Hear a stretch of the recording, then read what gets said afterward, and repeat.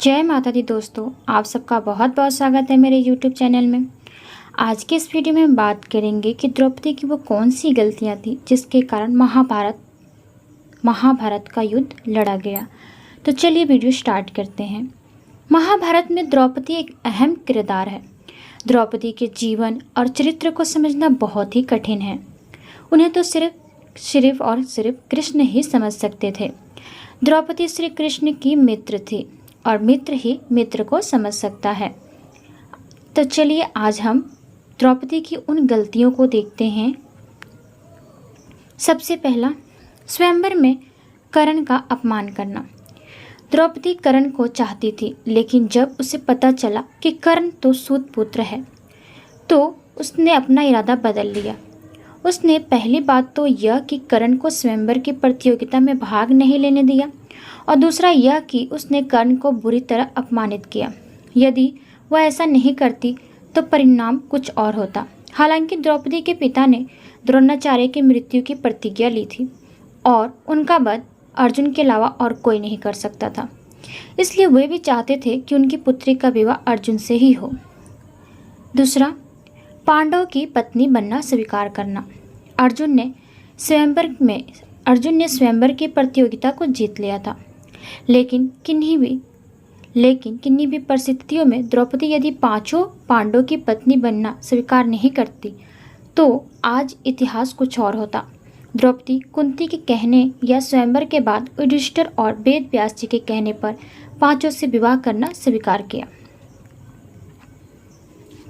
तीसरा, दुर्योधन का अपमान। द्रौपदी ने ही इंद्रप्रस्थ में युधिष्ठिर के राज्याभिषेक के समय दुर्योधन को कहा था, अंधे का पुत्र अंधा। बस यही बात दुर्योधन के दिल में तीर की तरह धंस गई थी। यही कारण था कि धूतकीड़ा में उसने शकुनी के साथ मिलकर पांडव को द्रौपदी को दांव पर लगाने के लिए राजी कर लिया था। धूतकीड़ा या जुए के इस खेल में ही महाभारत के युद्ध की भूमिका लिख दी गई थी, जहां द्रौपदी का चीरहरण हुआ था। चौथा, युद्ध के लिए प्रेरित करना। अपने चीरहरण के बाद द्रौपदी ने पांडव से कहा कि यदि तुम दुर्योधन और उसके भाइयों के मेरे अपमान का बदला नहीं लेते हो तो धिक्कार है तुम्हें।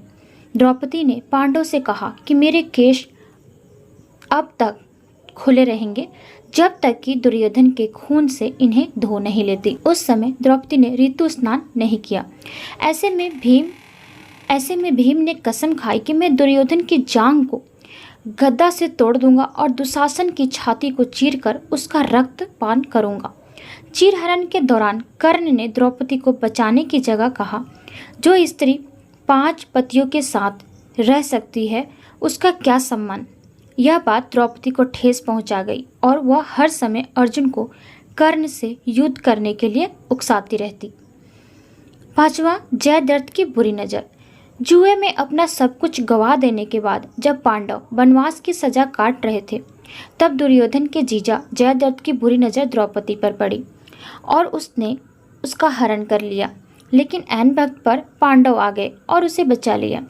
पांडव वही जयद्रथ का वध करना चाहते थे, लेकिन द्रौपदी ने पांडव को ऐसा करने से रोक दिया, जो कि सबसे बड़ी गलती थी। द्रौपदी ने जयद्रथ के सिर के बाल मुंडवाकर 5 चोटियां रखने की सजा दी और सभी जनता के सामने उसका घोर अपमान करवाया। जयद्रथ किसी को अपना चेहरा दिखाने के लायक नहीं रहा और हर पल अपमान को सहता रहा। इस अपमान का बदला जयद्रथ ने चक्रव्यूह में फंसे अर्जुन के पुत्र अभिमन्यु को मौत के घाट उतार कर लिया। तो ये थी द्रौपदी की महाभारत को रचने में खास भूमिका। हालांकि द्रौपदी का उपरोक्त के अलावा और भी बहुत कुछ योगदान रहा। इसमें से ऐसे कई कार्य हैं जिसके लिए उनकी प्रशंसा की जानी चाहिए। उम्मीद करती हूँ वीडियो आपको अच्छी लगी हो। Thank you so much.